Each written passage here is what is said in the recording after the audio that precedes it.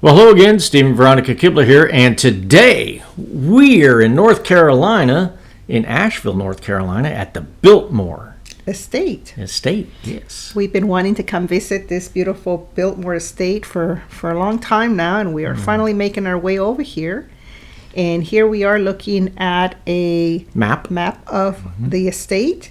And just to give you some reference points, they do have parking sections.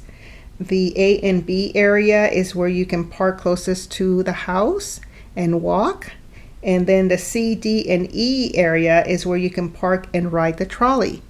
Now there is a little bit of an incline if you park over at A and B, so just be aware of that. If you want to walk, there might be a little bit of an incline doing that.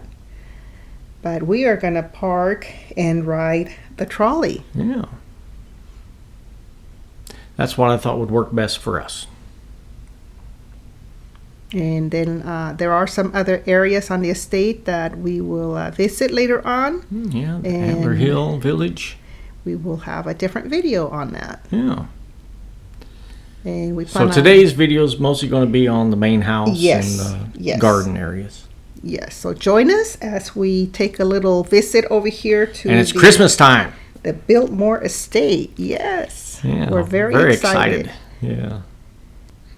Okay, so the person that had the house built was George Washington Vanderbilt, and he was the grandson of the Cornelius Vanderbilt, who started with shipping, on the ships and all that, and then he started the railroads, a lot of the railroads. Yes, he did. And made his money that way, and of course George is the grandson. And George was born in Staten Island in 1862. And when he visited the Asheville, North Carolina for the first time in 1888, that's when he fell in love with this area and decided to have this beautiful estate built. Yes. And here we are at the entrance, and here's a sign of the things that can be and cannot be brought into the area. But they do have lockers available right after you go through the security doors, and those are free for you to put your things in. Lockers, if you don't want to have to walk back to your car to put things away.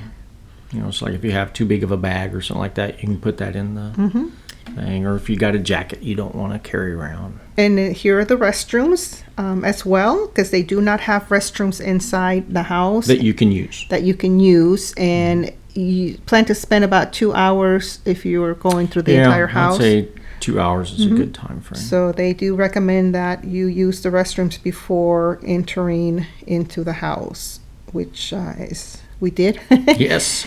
And you do need reservations to go through the house. You got to make reservations, a time to start. And then they have the folks line up here at the front. But here we are looking at the beautiful architecture of the design of this house, and it's what they call a French Renaissance chateau design. And the house has 250 rooms. Now, the tour does not include all 250 rooms, but it is very, very big. Some of the characteristics of French Renaissance architecture include symmetry. So symmetry and classical orders.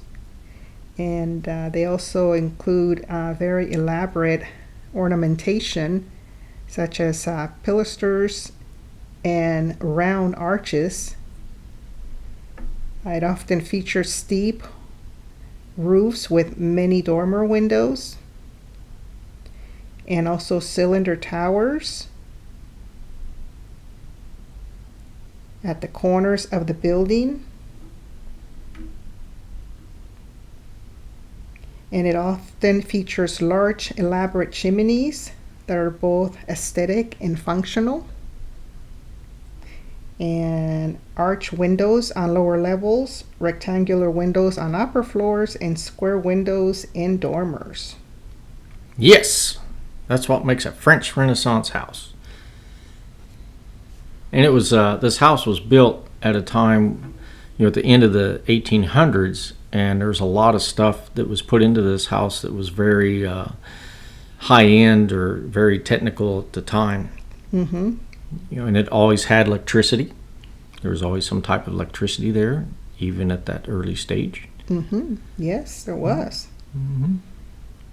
Now, the name Biltmore comes from the Dutch town of Bilt, where the Vanderbilt family originated from, and the Old English word moor, which means open, rolling land. George Vanderbilt named his estate after these two words as a reference to his family and the mountains of western North Carolina. Yeah, it's a beautiful setting. I can see why he wanted to build here.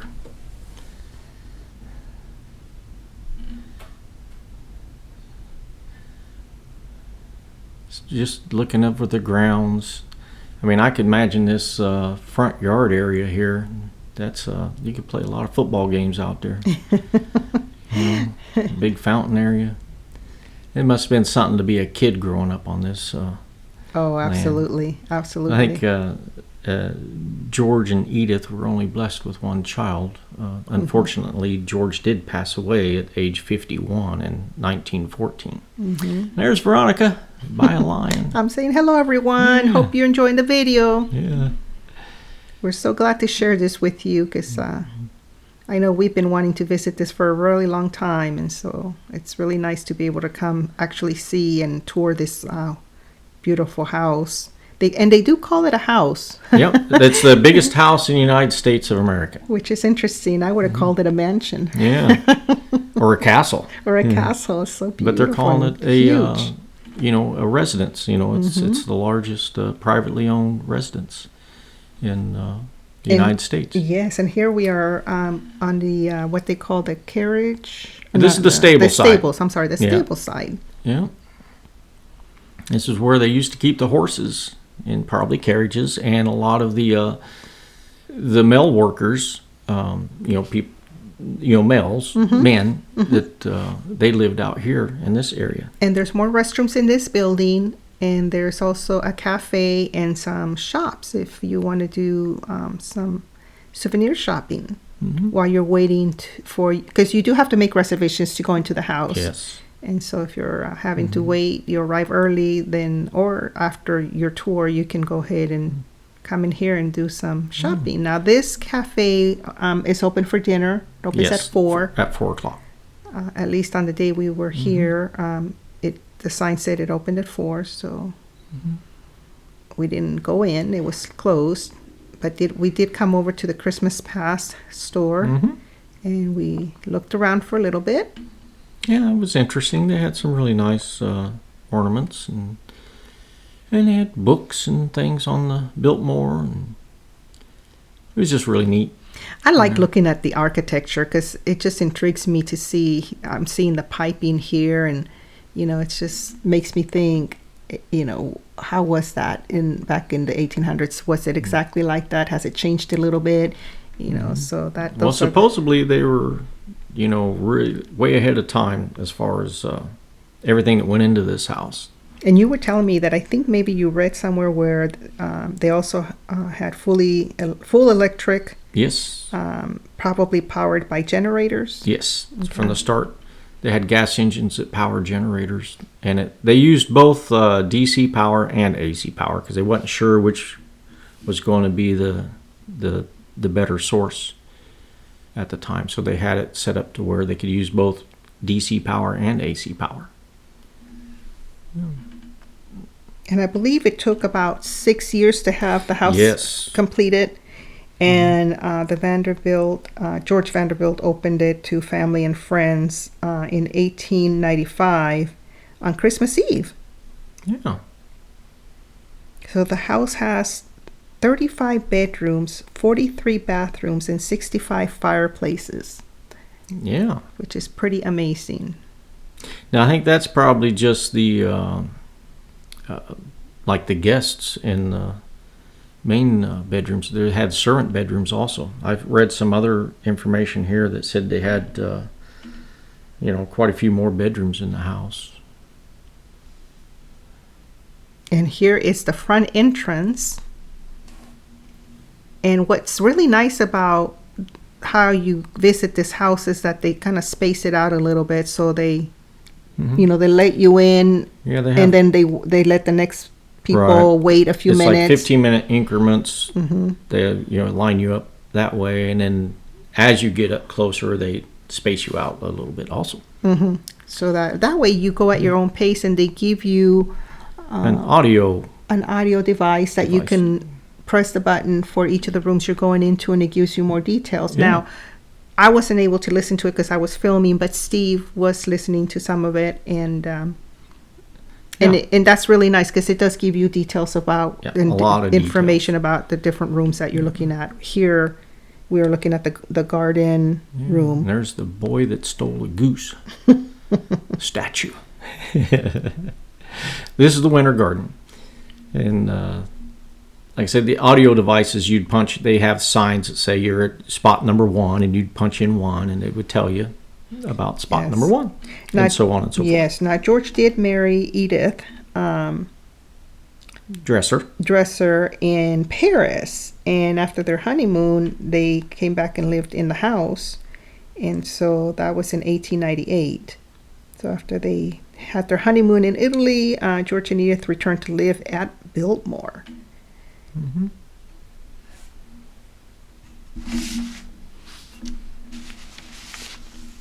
This is the billiard room that we're in right now. And then in 1900, they were blessed with a baby girl. And her name is Cornelia, and she was born at Biltmore. Yes. And she was born in the Louis XV room.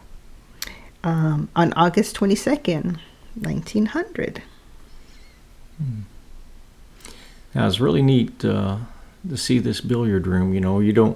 I had to look up and see, when billiard tables, became popular. And I guess it dates back to the 1600s. I didn't know that. I didn't know it went that far back.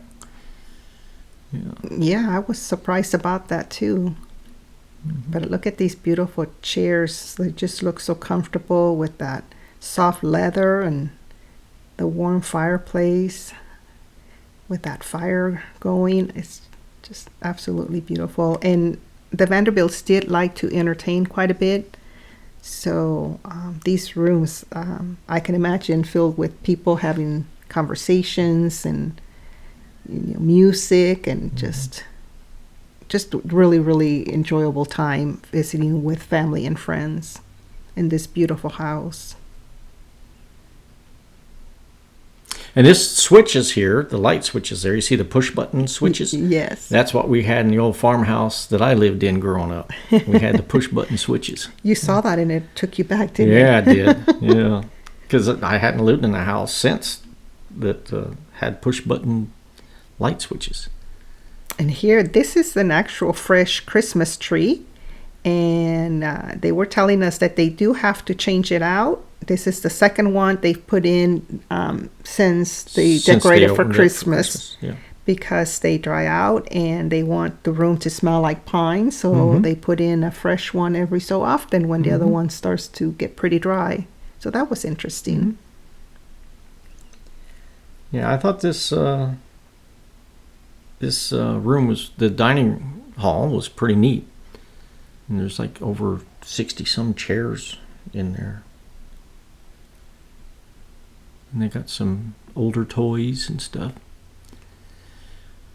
I mean, they go all out decorating for Christmas. I think I saw in some rooms more than one Christmas tree. Yes, definitely.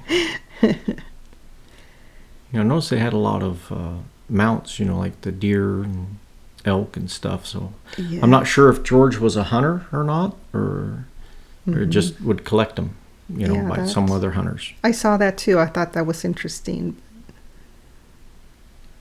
And it's amazing how big these rooms are, and the fireplace is also as well really, really big, and just amazing. Just the architecture and the design of the beautiful house is just incredible. Plenty of light coming in from those big arched windows. Yes. Now this particular dining hall here, it had 3 fireplaces right next to each other. Yes, it did. That was amazing. Yes, it was.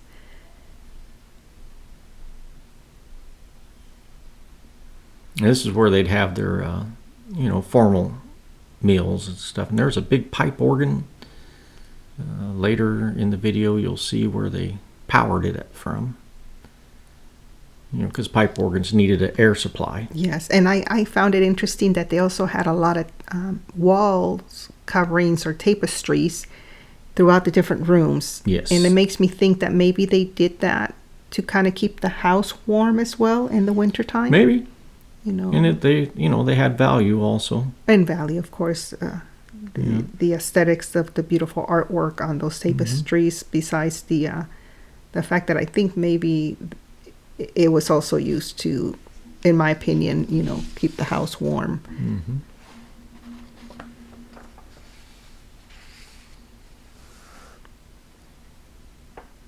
I wonder what kind of story they're telling on this fireplace with that design there. As you can see there, you can see two of the fireplaces there. There's a third one behind a tree. Not that tree, but the one on the left-hand side of it, as you're looking at it.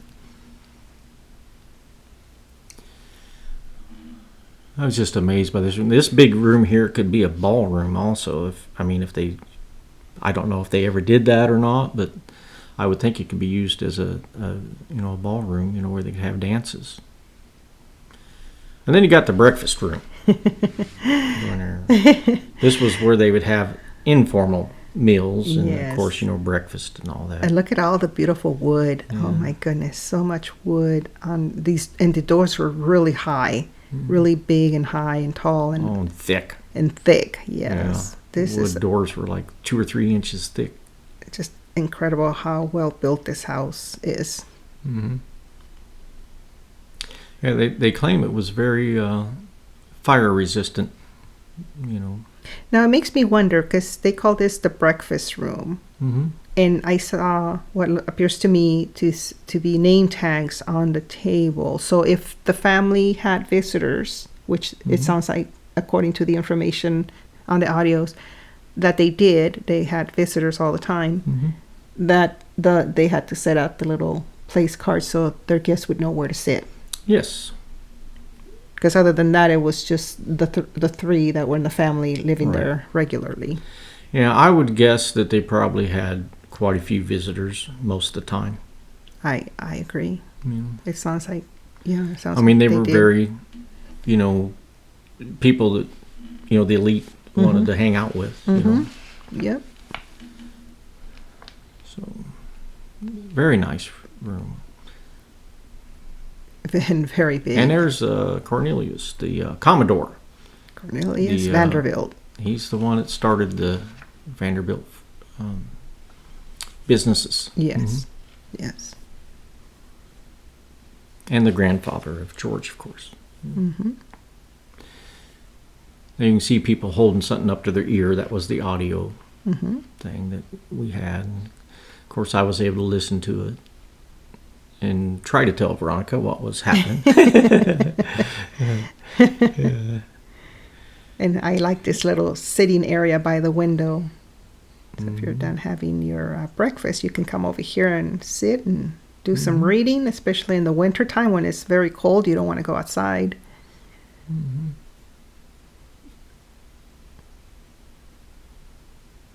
And this was like kind of like a hallway, but like a sitting room, right? So between other areas coming out of the breakfast room. Mm-hmm. And I don't recall if they had a sign in front, what they called it, but the ceiling was interesting to me. I apologize. I don't remember what they called this room. But it was a gathering room, where you could sit and talk. And, and then you can also see the garden inside the house there, on the other garden. The winter garden inside on the other side of that wall. And look at these beautiful chairs. Oh my goodness. A lot of the artifacts that they have are even older than the house. I mean, they go back 1600s, 1700s and stuff. Some of the stuff is really, been around for a long time. Yeah, but I wonder why they had the ceiling I'm not like sure this. what that was all about. And I don't know if it was like that originally. I'm assuming it was, but I don't know why. Now, from what I understand, what I listened to in the audio system, that well, let's look out this This is window what here. you see from those windows in this room, and that's the outside. That's not a painting. Yeah. That's the actual outdoors. So you're looking at North Carolina right there, folks. This is what the Vanderbilts would have been looking at in the wintertime, exactly like this. Yeah. The trees have lost all their leaves, and you see the mountain, With the Blue Ridge Mountains in the back there. Now, one of the points I was going to try to make is that a lot of the rooms when George actually lived in the house were not finished the way you see them today. That came later.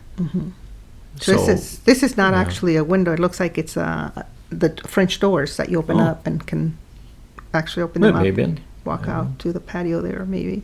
And there's beautiful paintings all throughout. So much art.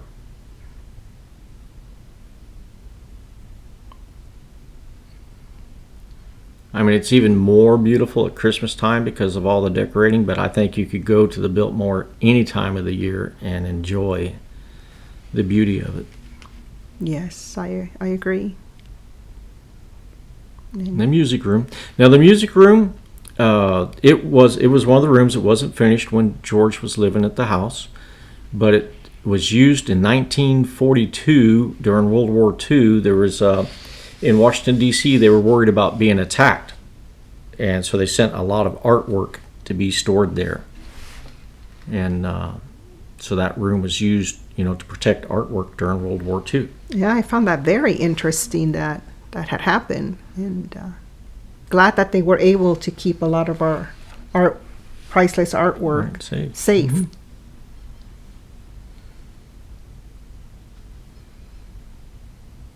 Yeah, of course, later they made the room look what it is today.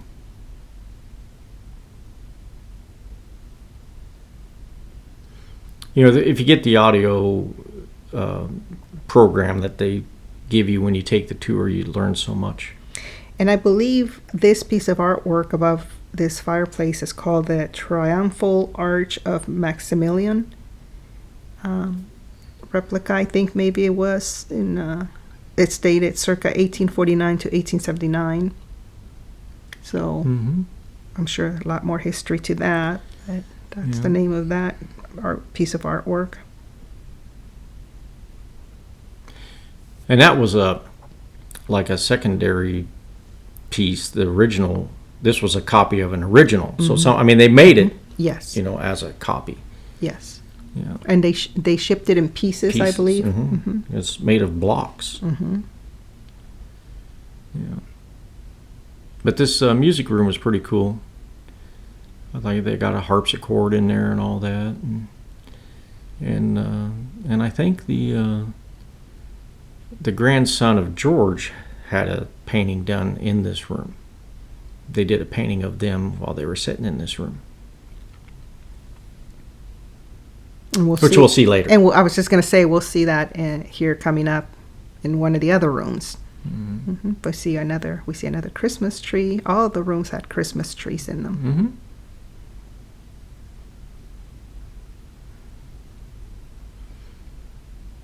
So beautifully decorated. I tell you, the people that take care of this place do a great job.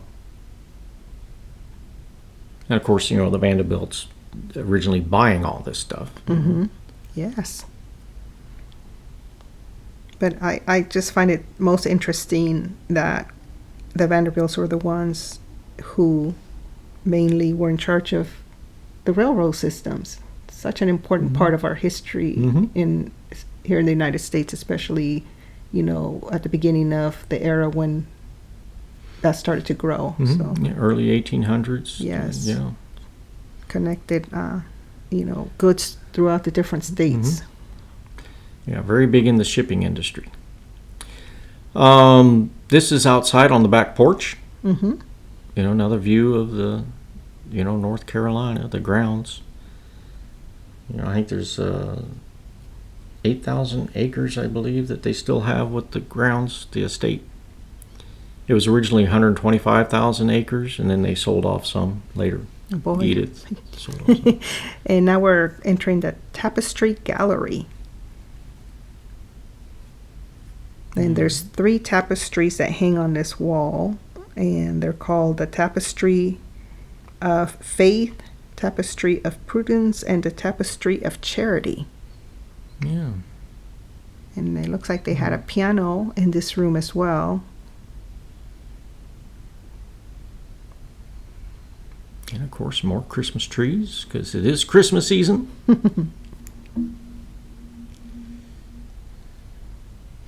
I like this room. I thought it was pretty neat. I could see myself hanging out in this room. Yeah, it looks like it was, to me, like a sitting room. Mm-hmm. Yep. And they have 3 paintings at the end of this room here, and it has George, and it has Edith. Edith is on the right side. That's Edith there, George's wife. And I don't know who the woman was on the other side. I couldn't find the information on that one. So if you know, let us know. Yes, because I didn't get a chance to listen to the audio, so I don't. Yeah, it might be George's mother. I don't know that for a fact. I'm guessing it might be his mother. Mm-hmm. So please, if you know, let us know. And now we're going into the library, and I was really impressed with the way the ceiling looked inside here. Yes, so the library has a painting that is titled "The Chariot of Aurora," and it's made up of 13 separate canvases that were originally on the ceiling of the Pisani Palace in Venice, Italy. George purchased the painting at a sale of the palace's contents. It's one of the few works by Pellegrini that still exists today. Yeah, I thought that was really neat. And of course, all the books and everything, it's just amazing. And it's a 2-story library. They have a walking balcony area there that you walk around and you can get to the upper level. Now, the tour didn't go up on the upper level, but I guess there's another tour available that you can. Yes. Taken. Yeah, and the library is very Mm-hmm. amazing as far as I'm concerned. And again, the ceiling was just really got me. And it's really interesting that in the audio, a lot of people were impressed by how many books George and Edith used to read. 3,000 books in there yearly. But Steve and I were talking, and we were saying, well, you got to remember that back in that time, we didn't have TV. Didn't have TV, no. So people did have a little bit more time to read. Mm-hmm. Because that was, in a way, your source of entertainment. Mm-hmm. Beautiful fireplace. This room is really well decorated. I can see why a lot of people say this is their favorite room in the house. Mm-hmm. Yep, I like the colors. I love the ceiling and that fireplace. Oh, my goodness. Look at the architecture. Just absolutely gorgeous. Amazing. And of course, the Christmas stuff just makes it that much better. Yeah. The one thing I did notice when you're looking at the fireplace, I think most of the fireplaces have been converted to a gas, fireplace, and they actually did burn wood when it was originally built. To my knowledge, that's what I understand. Yeah, gas burns a lot cleaner. So if you want to conserve the furnishings and the artwork, you definitely got to take that into consideration. Mm-hmm. There's the upper level. And I saw the chicken. I love chickens, so. Yeah, yes, you do. I thought, oh, that's pretty. They like chickens now, too. Speaking of chickens, though, they had their own livestock.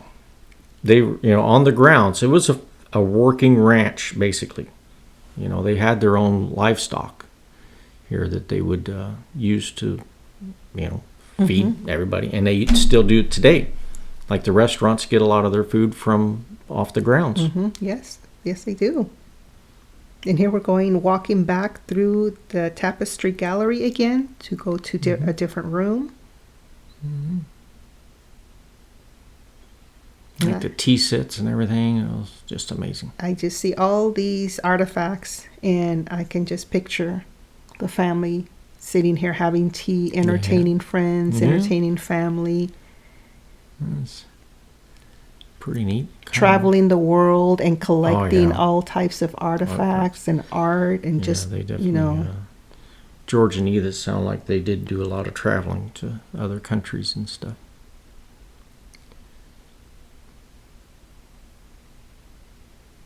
But these fireplaces are just amazing. To me, I look at them and they're absolutely spectacular and amazing. Oh, and here's the manger. Yeah, they have the nativity scene, which, Jesus is the reason for the season. Yes, this is a beautiful nativity scene. I was so glad to see this when we walked through here. It just made me smile and it warmed my heart. It's like, this is what it's all about. Yes, it is.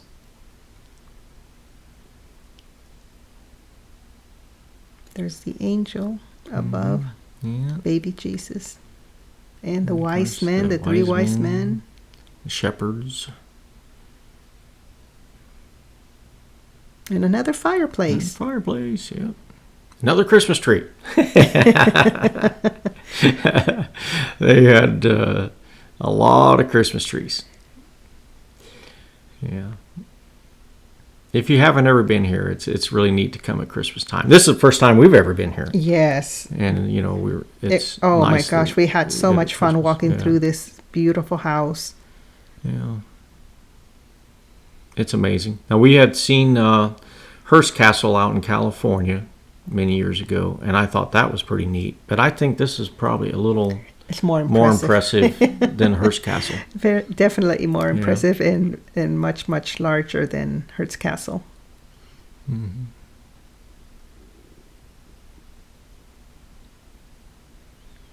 That's why I kind of call this place a castle. Yes, I'm not sure what the difference is between a castle and this house, but this definitely to me seems like a castle. Yeah. But yet again, I'm not an expert, so. Yes. Yeah. And now we're on the second floor in what they call the living hall. And this room also has beautiful paintings on it, and it's a sitting area. Yeah, one of the paintings that I thought was really amazing in here is in this room, and we're going to see it here in a little bit. There'll be a part where a key comes up where you can see who's who, but it basically has William Cecil, which is the grandson of George Vanderbilt. And it has his family members in there, and it was painted in 1990, and they were in the music room when it was painted. And behind them in that painting, they show another painting of the earlier Vanderbilts that were at going to the Opry in New York, New York City, that is. Yes. And here we are on the second floor. Yeah. Big archways and fireplaces. Another beautifully decorated fireplace. Now, this one was not on, but it still looked very pretty. Mm-hmm. And a lot of artwork throughout the walls and in this room as well. Yeah. And a lot of nice windows, so you can have a lot of light come in if they open up the shades, but they keep them closed to conserve the furniture from fading. Yeah. Mm-hmm. Now, here's that key I was talking about, so feel free to pause the video and you can see who was who. I like it when they include things like this, because then if it's not on the audio recording, then you can read it and get a little bit more information on the things that you're looking at. Mm-hmm. So I'm glad they have this in there. And then, of course, you got the actual painting coming up here. There it is. You can start to see it there. This area is really well decorated, and I think it would be a lot of fun hanging out in this room as well. But there's the painting I was talking about. And you can see behind the woman's head there that they had the other painting behind there. I like that. Yeah. So that's very neat. Now we're continuing on. For some reason, that was one of my favorite paintings. I don't know why. Yeah, I noticed you really liked it. Mm-hmm. Yeah.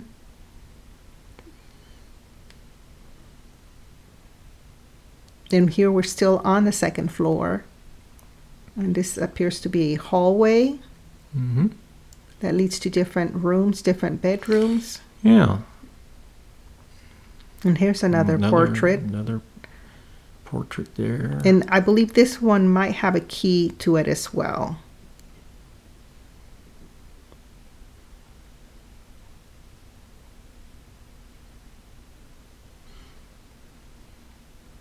So we'll have to come back when it's not as busy, and then we can take a little bit more time reading. But again, feel free to, pause the video to see who was who in that particular painting. Yes, because I like to listen to the audio as well and get the details. Now, this was George's bedroom. Yes. And back in the day when the house was built, when George and Edith was living there, traditionally the man had his own bedroom, the husband, and then the wife had her own bedroom. Which I found very interesting. Yeah. Yeah. That's, the end of the 1800s, early 1900s. That was the thing. I guess in the wealthy families, I mean, if you look at other families that wasn't wealthy, everybody lives in one room. That's true. Like us, right? Like me and my family. We had to share a room with a lot of my sisters growing up. The house that my folks lived in when I was born, it was only a 2-bedroom house, and we had 4 boys in one room. And of course, Lisa was born before we left there, so she stayed with Mom and Dad's room at that time. She was just a baby. Yes. Sounds about right with our family too. 3 to 4 to 5 to a room, depending how soon they were born, And then the old farmhouse we moved to, it had 5 bedrooms, which was cool. but anyway, it was an old house. It was an old farmhouse. Wasn't anything fancy. And look at the ceilings in this beautiful bedroom. Wow. Yeah, I would really like to have a... Oh, wait a minute. This was not the bedroom. This was the room in between... This is the room in between the 2 bedrooms. George's bedroom and Edith's bedroom. So there was another room in between the 2 rooms. And I believe you said that the audio did say that sometimes they would have their breakfast up here. Like when they wasn't entertaining people, they would have their breakfast in this room. Which is nice. I was thinking, when you're getting up and you're really hungry and, haven't gotten ready to go out yet, it's nice to be able to eat up here and then just go right back into your bedroom area with your bathroom and get ready for the day. Yeah, and the way I understand it also, and I think I seen it, is each of those bedrooms had their own private bathroom, which I thought was pretty neat. Yes, the bathrooms were kind of hard to see because you can't go into certain areas. They have it roped off, but it looked like they did have their own bathrooms. And there's the portrait of Cornelia.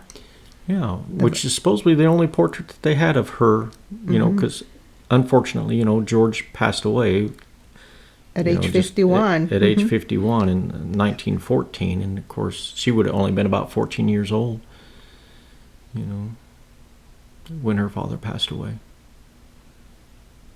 Yeah. I found it very interesting that they only had the one portrait of their daughter. I'm not sure why, but why they would have only had one. At least that's all that the historians found, or I mean, it doesn't mean there may not be something in one of the New York homes or something like that. Maybe, I don't know. That's true. But as far as at the Biltmore, that's the only portrait that they had of her. And I just love the rich colors of the fabric used on the furniture that they have in the house.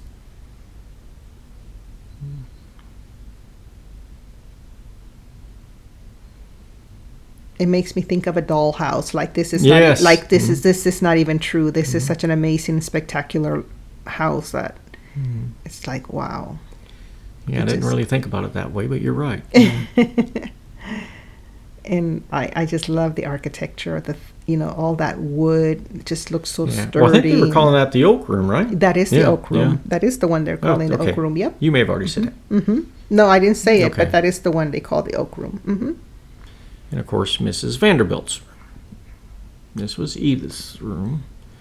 And I love all the little furniture pieces that she had in there. Yes.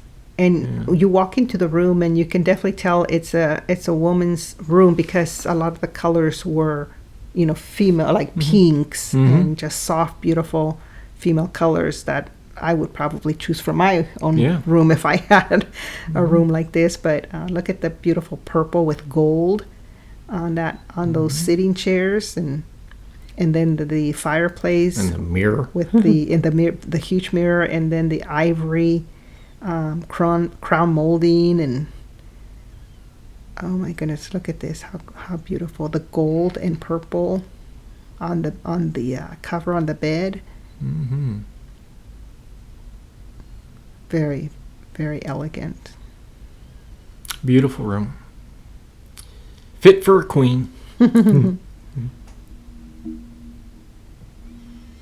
all these rooms are just incredibly large. Yes. I mean, and they have so much furniture in them. I just can't imagine, the cost to furnish a house this big. And now we're on the third floor.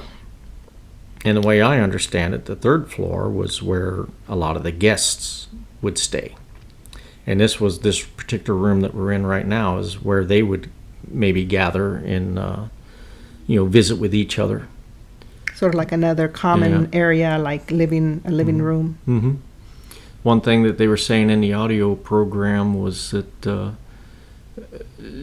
some really famous people would be sitting in here, because they'd be guests of the Vanderbilts, and some other guests may not have been so famous or popular, and they would, be amazed by who else was sitting in the same room with them.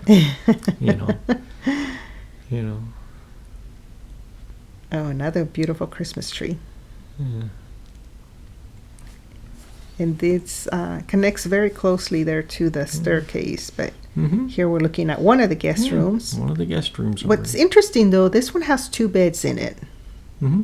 Well, again, back in that time. And then here we see a bathroom there in the back with the bathtub. Mm-hmm. Yeah, it wasn't like today. What I'm saying is interesting is that they didn't have their own separate bedrooms. Oh, I see what you're saying. Like the Vanderbilts. Yeah. But they had a bed maybe for the man and a bed maybe for the woman. Yeah. Separate beds. Mm-hmm. Yeah. Of course, beautiful chandeliers throughout. The stairways were amazing. They were just gorgeous. Oh my goodness, I can imagine a bride walking down this beautiful staircase and having her picture taken as she's coming down in her beautiful wedding gown. Yeah, there I am.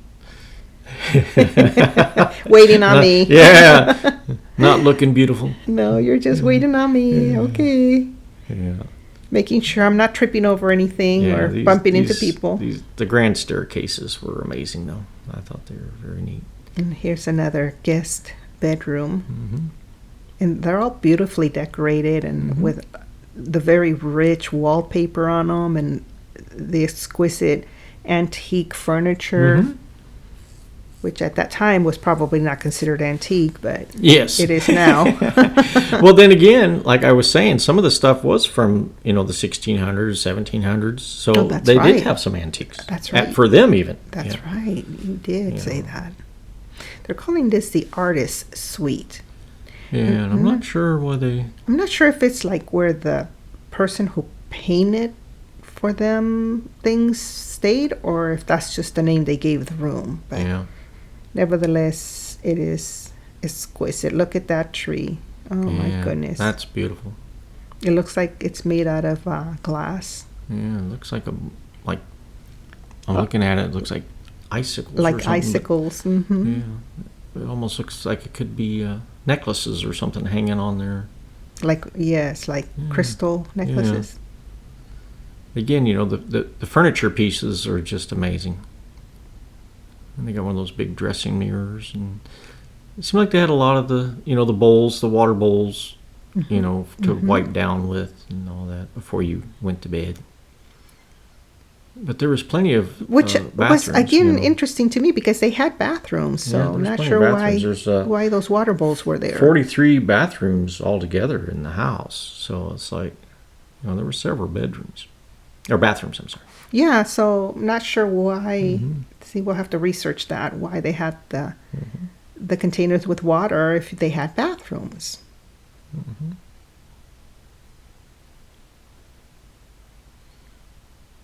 Now this bedspread was faded on one side. Yeah, you could tell that it had some sun on it at some point in time. So I'm not sure if it's from being in this room or they used it from a different room. But that's the reason why they keep the shades halfway closed to keep most of the sunlight out and protect the furnishing items and it will the deteriorate covers. and stuff, you know. Yep. And here's another room, another bedroom, guest bedroom. So to be a guest at the Biltmore was something else. I mean, it was amazing. Now this room here, this is the one that has the crib in it. Yes. I don't know if this was the Louis XV room or not. This is the Louis XV room, what they're calling the Louis XV room. And that was where their daughter was born, in this room. And then she had her kids in this room. If this is the Louis XV room. Yeah. Oh, okay. Yeah. There's a lot of history in this house. There's so much to learn. I mean, for this family. There's a lot of history. these walls were amazing. That's I don't know if you would call it a wallpaper or wallpaper. Yes, yeah. I call it a wallpaper. Yeah, this is Louis XV room. Yeah, you were right. I remember it because of the crib, and I thought that was interesting. I'm not sure why they named the room Louis XV, but it was. It was amazing, is they knew that was the room that the daughter was born in, and she had her kids there, but they didn't know which room was hers growing up, like when she was 14 or whatever. You know, like they didn't know what room was hers. The records didn't indicate. Yeah. You know.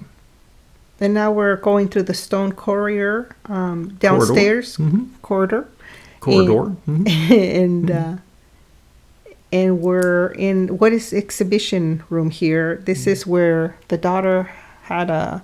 Yeah, it's kind of like a basement. Like I would refer to it as a basement. Yes, yes. And the daughter had a, when she, as an adult, after she was married, they had a New Year's Eve party in this room. And this was during Prohibition, it's 1920s.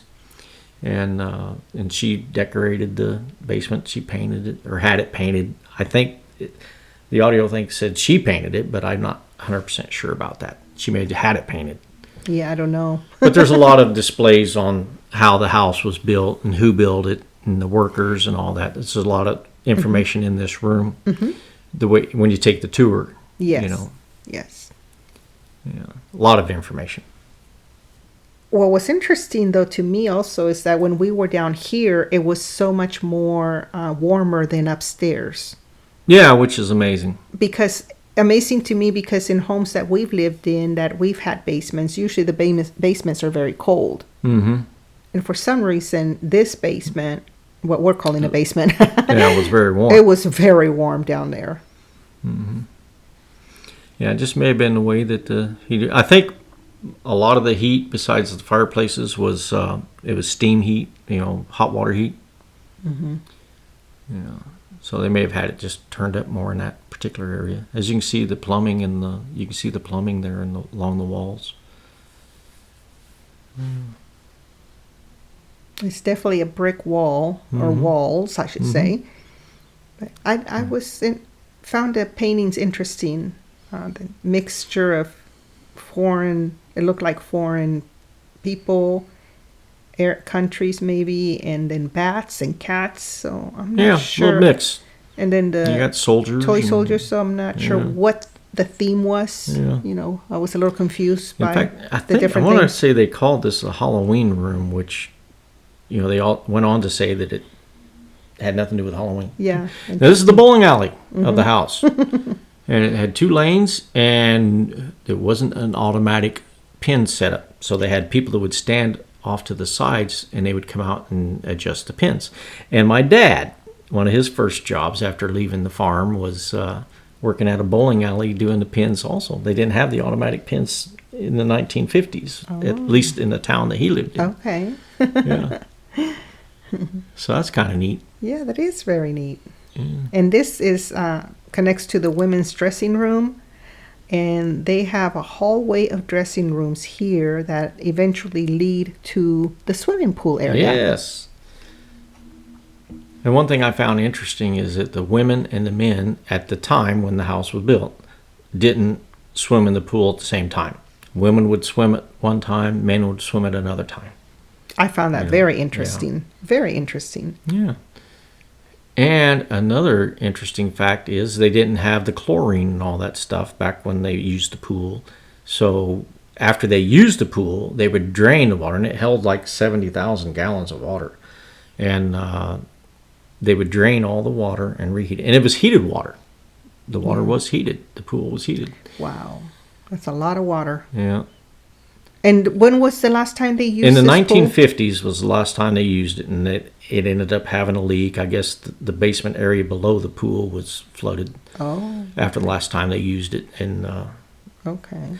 And for some reason, they just never had it repaired, I guess. Probably very costly. Yeah, yeah. And they have a gymnasium. A gym room as well, right? Coming out of or they call it a gym. The swimming pool area. Even back then, people wanted to work out, stay fit. I think this is kind of neat. They had showers there too. It looks like. Yep. There were some showers there. And now we're going into the domestic service area, and it looks like another long hallway here. And now that looks like a refrigerated room. Yes, we're looking. Now we're getting closer to the kitchen. Yes, we are making our way towards the kitchen. Yeah. So they had big refrigerators. Again, they were way ahead of their time as far as all the upgraded stuff. They had refrigeration and all that. It's a pantry room. Yeah. All their canned goods and dry goods. Very, very big room for a lot of storage and all the guests that they had to cook for when they did entertain. Yes. I'd love to have a pantry like that. Yeah. Have all their canned goods in there. They got their hams hanging from the ceiling. The servants' bedrooms. Now, the way I understand it, the women, stayed in this area, or a lot of women stayed in this area of the house, and the men stayed in the stable area. Oh, okay. Yeah. And the way I understand it also is they didn't really have to share rooms. That's nice. All the people working there had their own room. That's very nice. Now, there's nothing fancy about it, but you have everything you need. Well, I was looking at this, and it's like, this is better living than what I had in the Marines and some of the barracks and stuff that I was in, Yes, absolutely. This is pretty nice living. Yeah. Yeah. Again, I'm confused by the water basins because they had bathrooms. They had so many bathrooms, yeah. So I got to do some research on that, find out why they... Now, there may not have been, there's probably shared, community bathrooms, I would guess. Oh, maybe. For that situation. Now we're in the rotisserie kitchen. Yeah, this is where they'd cook the meats on the spigots and stuff, the spindles. And you were telling me that this was a separate room because it got really hot when they cooked the meats. So they kept it separate from the rest of the kitchen. From the main kitchen, so they didn't have all the heat building up in there. So they'd come in here and cook the meats over probably open flame. I couldn't get over how warm it was down here when we were walking through this area.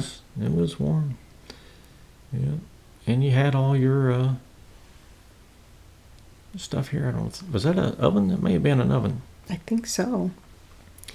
It is the main kitchen, and they had this beautiful gingerbread setup of the Biltmore. They had plenty of sinks and all that. See all the pots and pans hanging. It's a really nice kitchen. It's a beautiful kitchen. I could work in that kitchen. You could work in this kitchen, cook, and eat in this kitchen. They had a grinder there of some type, and they had lots of sinks. They had running water, back when the house was first built, which is amazing, late 1800s. Yes. It wasn't like, Dolly Parton grew up where she had to run and get the water. Yeah. You know, they didn't have Yes, and I had to do that sometimes too when I lived up in the mountains with my grandma in Mexico. Yeah. Had to go down the mountain, carry the buckets of water up the mountain. Yeah. So, Dolly, I know what you went through. Yeah. Dolly. Yeah. Yes. And here it looks like a china cabinet. And this is the The dumbwaiter. dumbwaiter. The dumbwaiter setup. Yeah. They had two of them that I could see. And this house here also had elevators in it. That was something else that they didn't have much of. They were electric elevators. Now, this room here was the dining room for the workers. Mm-hmm. You know, the workers would have there. And from what I understand, you know, they had an order, like, you know, the most or senior or bosses or whatever, they would eat first and then, you know, go down from there. Okay. And so that was interesting. Oh, and this is the motor drives the fan Well, that's powering the- air for the yeah. banquet hall pipes organ upstairs. Yeah, that's where their air would come from to make that pipe organ work. You know, because it needs a, you know, forced air Okay. to make it work properly. And so that was down here. Mm-hmm. And you got the laundry area. And it looks like Well, this was storage This here, is but where, yeah. I think we're getting ready to Well, go I on think they laundry. used it was part of the Part of the laundry, laundry, yeah. as well, but they also used And it now for they're using it to keep some of the flowers. antiques and stuff. But here's a good look at the laundry area. And it was a really big laundry area. Yes, because they had lots of laundry to do when you got that many bedrooms. Imagine when the guests would come and then leave, and all the linens you had to wash Mm-hmm. and rewash once they left, you know. Yeah. And put them away or make the beds, however they decided to do it. And then they probably did their own laundry. But that's as the well, yeah. the washer you were Yeah. telling me. That was the washing machine. You know, it's really neat how they ran the power to them and all that stuff. There's a lot of pulleys and that. And then they had these sinks. I imagine they did a lot of hand washing. That's what I'm imagining Yeah. too. But they did have a washing machine. There's a press. The iron that would kind of like iron the sheets and things. And then the hanging, is this the drying? Yeah, the Yes, drying room there. The drying room. If you see those Those bars on the like back, bars, yeah. They had linens hanging Yeah. there in the back, in So between that's- those things of wood. I Yeah. don't know what they're called, but yeah. And this was an extractor. That's where they would put wet items, you know, like your sheets or what have you, and they'd put them in there, and that would spin your spin cycle. Yeah, That's what that was for. That's amazing. They had that back Yeah. then. That clock was not right. Yeah. The time on it was not right. As you can see, that washer there had a different thing. But we're outside again. Oh, yeah, it was beautiful inside the Biltmore. And You know, I we're- definitely want to go back and Yes. and take a little more time looking at it, not have to film, you know. Yeah. But we wanted to share with you, you know. Yes, we were so excited to come seen. out here and look at it for the first time, and we wanted to bring this Yeah. to you and have you join us on this tour. If you're liking this video, we ask that you click that little like button, give us a thumbs up, and if you haven't already subscribed to our channel, we ask that you do so, and that sure would help us to grow our channel so we can continue to Yeah. bring you more videos like these. And we definitely thank you for sticking around. We know it's a long video, but there's so much to see. Yes, we still are. I mean, again, this is the biggest house in the United States of America. You can't do it in 15 minutes. and we're making our way over to the conservatory. We're going to go to the right? conservatory here in a Yes. little bit. But here's a look at the back of the house. And I'm mesmerized by the beautiful architecture. Yes. I mean, that's worth seeing by itself. I mean, even if you didn't go inside the home, just looking at the construction, Yes. the way it was built, you know. And the location was perfect because you can see, you know, over all these Beautiful mountains. beautiful hills and mountains. And then when the trees change colors, that's going to be another beautiful time to visit. This was kind of the fountain and pools area. Again, that would have been kind of a yard. This is kind of like another back porch area. And there's the conservatory and the garden area. And I wanted to give a perspective and have Steve stand in front of the building so you could see how big How this big is. it is. It's amazing. It was huge. It's absolutely amazing. No, we definitely want to come back in the summertime when the gardens are full of their flowers and stuff. Yes. But this was beautiful. And it was a little warm in here. Yes. A little humid. A little humid. Yeah. Yes. Like our granddaughter Elsie would say, it's hot, Grandma. Yeah, it's hot. She's not used to the humidity in Tennessee, Yeah. living in California where it's very dry. Yeah. And here we are inside, and oh my goodness, look at all these different plants.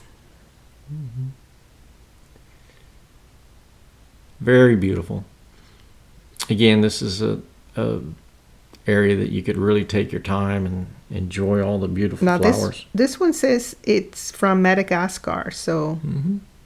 I'm not sure. I'm thinking they brought it from there. If they have a sign that says that, Yeah. Or That- it's to imply that when they traveled around the world, maybe they brought back plants Yeah. from the different regions Sure. they visited. Yeah. That's what I'm thinking. I would say this it's kind of like an arboretum in a way, Mm-hmm. being here, Yes.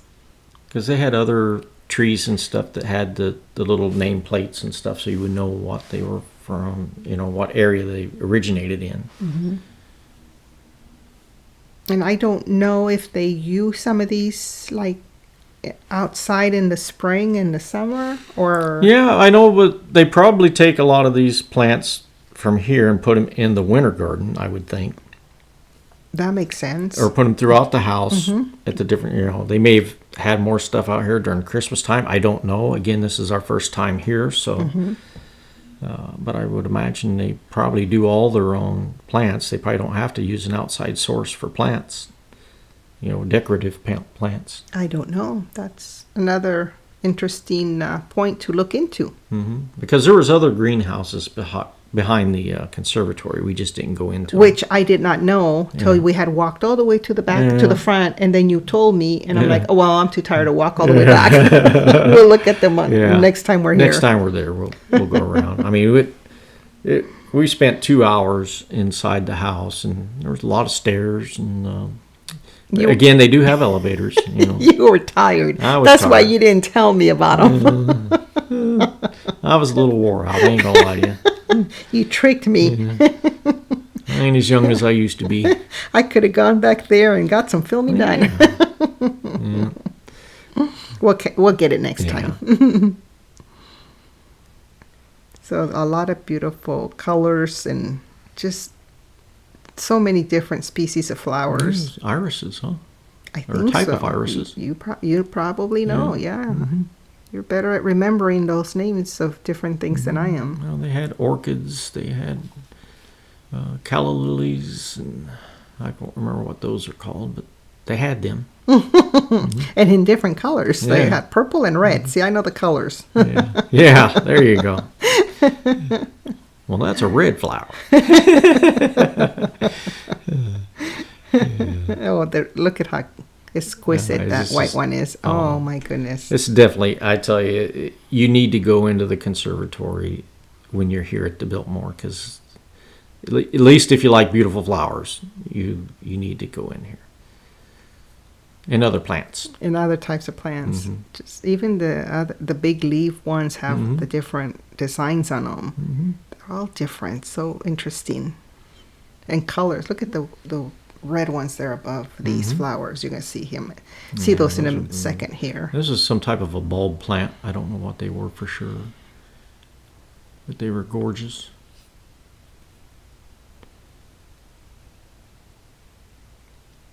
It's a bright. Again, if you know what these plants are, of course, you got the poinsettias and stuff like that. I know them, but there was a lot of plants I don't know for sure. No. But these I thought were interesting, how the leaves turned red or kind of like a pinkish color.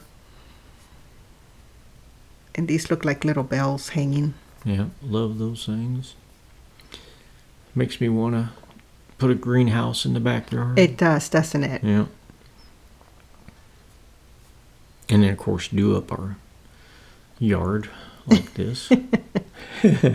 Or we can just go to Biltmore and look Or at we theirs. just go to Biltmore and look at theirs all the time. Yeah, you're right. Yeah, It's a lot of work. yeah it is. To put in your own greenhouse. Yeah, it takes a lot of water and a lot of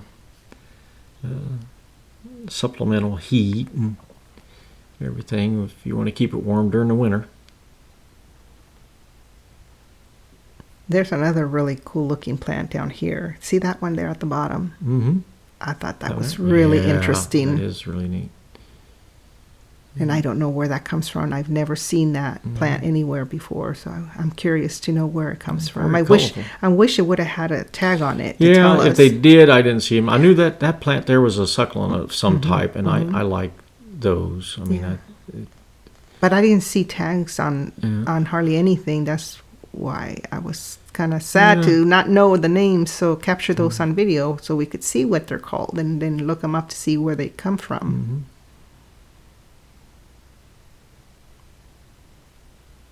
And you like those purple? Calla lilies. Yes.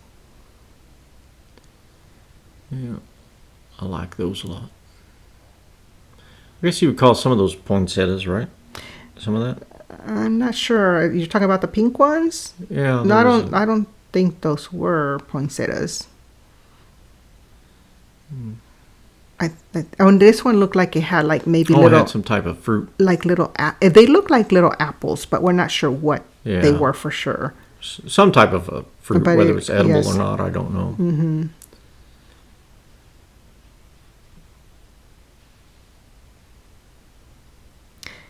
And then Steve was pointing at something. I was like, what? And he says, look, bananas. Yeah, you don't see bananas growing in North Carolina every day. No, you I'm telling don't. you. Yeah, well, I thought that was neat. That was really neat. Yeah. Yeah, kind of wanted to grab a couple of those banana leaves and make some tamales. There you go. Yes. Yeah. That's what I was thinking with those really big leaves. Yeah. Like, I wonder if you could use them to make tamales. Yeah. But you got to know your leaves. 'Cause Yeah. if it's something poisonous, you Yeah, you don't want to use poison leaves to make tamales. That's for sure. Yeah. Got to be careful. But, I don't know if bananas have a copycat leaf that you're not supposed to use. I'm not sure, but I read once a while back that a lot of plants have lookalikes, and the lookalike is poisonous. So you got to be very careful. So that's why ever since I read that, I'm like, I don't know. If you're not sure, don't use it. See, here's some more beautiful Like orchids. Yeah. These are beautiful. I don't know. They may have been a type of orchid also. It looks like they are, and they have them in different colors. And oh my goodness, look at this one. Mm-hmm. Now those aren't orchids there. But I'm not sure what they are, but I don't think anyway. But they're so pretty. They could be. I don't know. Yeah. If you Those folks are some know type what of lily. these different Yeah. flowers are, let us know. Post it on a comment. Now, they did have signs that said "Don't touch." Yeah, I was trying to. Yeah, Yeah. I was But I was being careful not to touch as much as I wanted to. I did not I touch know. anything Yeah. out of respect to make sure we don't contaminate or disrupt this ecosystem they got going in here. Mm-hmm. Beautiful. So tiny little blue flowers. Mm-hmm.